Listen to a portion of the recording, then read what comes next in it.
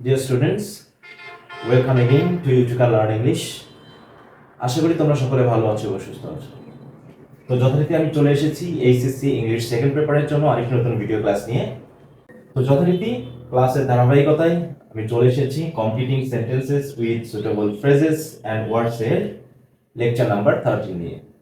তো আজকের লেকচারের আলোচনার বিষয় হলো ক্যানট বাট, ক্যানট হেল্প, এই দুটা স্পেশাল ভার্ব ফ্রেজ নিয়ে।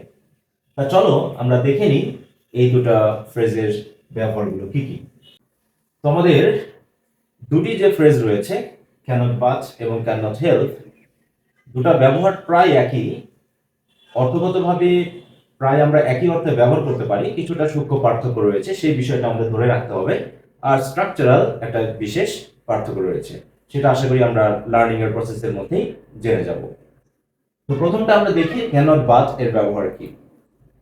বলা হচ্ছে cannot but is use to say that something will certainly happen অথবা মাস্ট হ্যাভ হ্যাপেন্ড, মানে অবশ্যই ঘটবে বা অবশ্যই ঘটেছিল, এইরকম একটা সেন্স বোঝাতে ব্যবহার করা হবে। মানে অনেকটা মাস্টের মতো, মানে ঘটবেই, এটা সার্টেনলি হ্যাপেন, হ্যাঁ ভবিষ্যতে, অথবা অতীতে অবশ্যই ঘটেছিল, যেটাকে অস্বীকার করার কিছু নেই, এরকম একটা সেন্স বোঝাতে আমরা ক্যানট বাট ইউজ করে থাকি।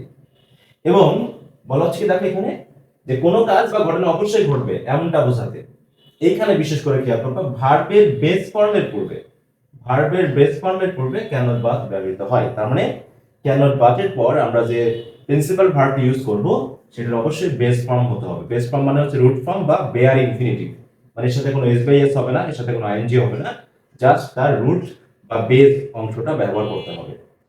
আর স্ট্রাকচারটা যদি দেখি খেয়াল করো, সাবজেক্ট ক্যানট বাট ভার্বের বেস ফর্ম প্লাস এক্সটেনশন। আর সবচেয়ে জরুরি যে কথা সেটা হলো কি পাস্ট টেন্সের ক্ষেত্রে আমরা ক্যানট বাটের পরিবর্তে ক্যানের জায়গায় কুড ব্যবহার করে কুড নট বাট ইউজ করতে পারি। ওকে, তো আশা করি তোমরা বুঝতে পেরেছো যে কাজটা অবশ্যই হবে বা এই কাজটা কোনোভাবে এড়ানোর সুযোগ নেই, এমনটা বোঝাতে আমরা ক্যানট বাট বা কুড নট বাট ইউজ করে থাকি, অনেকটা মাস্টের মতোই। ঠিক আছে, এবং কি হবে এরপরে ভার্বের বেস ফর্ম হবে। তোমরা কয়েকটা উদাহরণ দেখে নিই। দেখো বলছে if we persevere we can not but succeed, মানে আমরা যদি অধ্যবসায়ের সহিত কাজ করি তাহলে আমরা সফল না হয়ে পারবো না, মানে আমরা অবশ্যই সফল হব। ক্যান নট বাট না, উই মাস্ট সাকসিড বা we can not but succeed. এরপর দেখো ইফ ইউ স্টাডি হার্ড, তুমি যদি ব্যাপক পড়াশোনা করো, you can not but make a good result, তুমি ভালো রেজাল্ট না করে পারবে না, মানে তোমার অবশ্যই একটা ভালো রেজাল্ট হবে। এরপর ইফ দে ট্রাইড হার্ড, এটা হচ্ছে কোন টেন্সে, পাস্ট টেন্সে। খেয়াল করো they could not but complete the work in time, তারা যদি কঠোরভাবে চেষ্টা করতো তাহলে সময়ের ভিতরে কাজটা শেষ না করে পারতো না, মানে অবশ্যই হতো, এরকম একটা বিষয় কিন্তু বোঝানো হচ্ছে।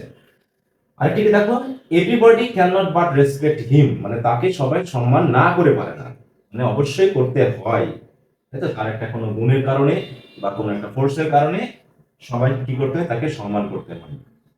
আরেকটা কি হচ্ছে দেখো অ্যাজ দে প্লেইড ওয়েল, তারা যেহেতু ভালো খেলেছিল, they could not but win the game, তারা তো খেলায় না জিততে পারতো না, তাই না, মানে খেলাটাই জিতেছে, এরকম আর কি অবস্থা, মানে একটা কাজ অবশ্যই হয়েছে বা অবশ্যই হবে এমন একটা সেন্স বোঝাতে আমরা ক্যানট বাট ইউজ করি, এবং পরবর্তীতে কি হয় ভার্বের বেস ফর্ম ইউজ করতে হয়, বিষয়টা অবশ্যই খেয়াল রাখতে হবে।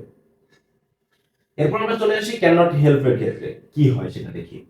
বলা হচ্ছে can not help is use to say that if you can't or couldn't help doing something, মানে তুমি একটা কাজ না করে পারবে না বিচারে, মানে কোনো একটা পরিস্থিতিতে হয়তো কাজটা করা উচিত ছিল না, কিন্তু এমন ঘটনা ঘটেছে যে তোমাকে কাজটা করতে হয়েছে। অর্থাৎ দেখো such as acting in a particular way or making a particular remark, মানে কোনো একটা কাজ করার ক্ষেত্রে হোক, কোনো একটা কথা বলার ক্ষেত্রে হোক, ইউ আর অথবা were not able to control or stop it, মানে তুমি নিজেকে নিয়ন্ত্রণ করতে পারোনি, তাই তো, আমি না করে পারলাম না, ব্যাপারটা ঠিক এরকম, আমি না করে পারলাম না, কোনো একটা খারাপ পরিস্থিতি যেখানে তোমার হাসা ঠিক নয়, কিন্তু তুমি এমন একটা ঘটনা ঘটেছে যার প্রেক্ষিতে তুমি না হেসে পারলে না, মানে আমি চেষ্টা করেছিলাম নিয়ন্ত্রণ করতে কিন্তু করতে পারিনি নিয়ন্ত্রণটা। হ্যাঁ, এই ক্ষেত্রে আমরা কি ইউজ করবো, ক্যান নট হেল্প বা কুড নট হেল্প। ওকে, তো দেখো আবারও বাংলায় লিখে দিয়েছি, অর্থাৎ কোনো একটা পরিস্থিতিতে একটা কাজ করা থেকে নিজেকে বিরত রাখতে না পারা এমনটা বোঝাতে ভার্বের আইএনজির পূর্বে ক্যান নট হেল্প ব্যবহৃত হয়। তার মানে এখানে কি হবে, ভার্বের সাথে আইএনজি, তাহলে ক্যান নট বাটের ক্ষেত্রে কি ঘটনা ঘটেছিল, ভার্বের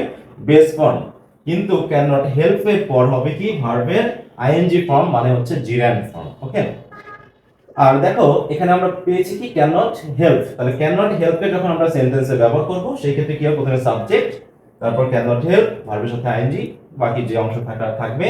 আর অবশ্যই আমরা বুঝতে পেরেছি আগেই যে পাস্ট টেন্স যদি আমরা ইউজ করতে চাই তাহলে ক্যান নট এর জায়গায় আমরা কুড নট ইউজ করতে পারি। ওকে, কয়েকটা উদাহরণ দেখে নিই। দেখো বলছে ইট ওয়াজ অফুল, মানে খুব খারাপ অবস্থা ছিল, হ্যাঁ ভয়ানক অবস্থা ছিল।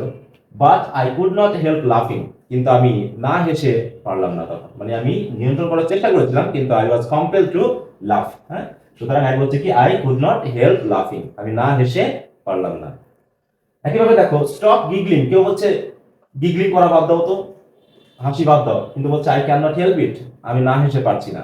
হ্যাঁ, এরকম আর কি। দেখো এরপরে কিন্তু ভাষাতে আইনজি নাও থাকতে পারে, কখনো কখনো অবজেক্ট ব্যবহার করা হতে পারে সরাসরি। Okay, the teacher can not help rebuking the students, মানে স্টুডেন্টস এর আচরণে টিচার এমন ভাবে রেগে গিয়েছিল যে তাকে না বকে পারলো না, মানে হয়তো বকতে চাইনি, তারপরেও টিচার বাধ্য হয়েছিল এই কাজটা করতে, তাহলে ক্যান নট হেল্প রিবিউকিং।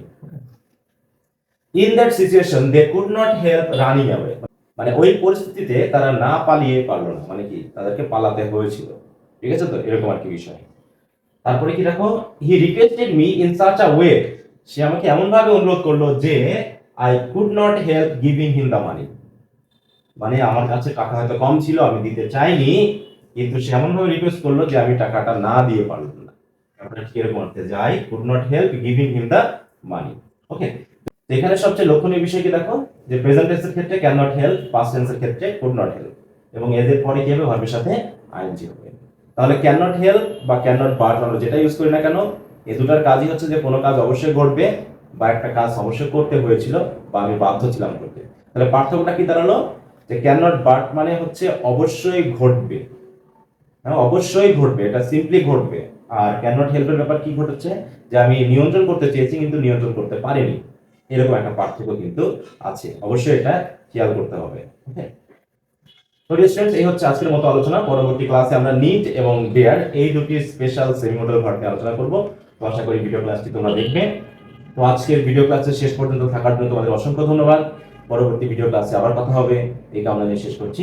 বাই।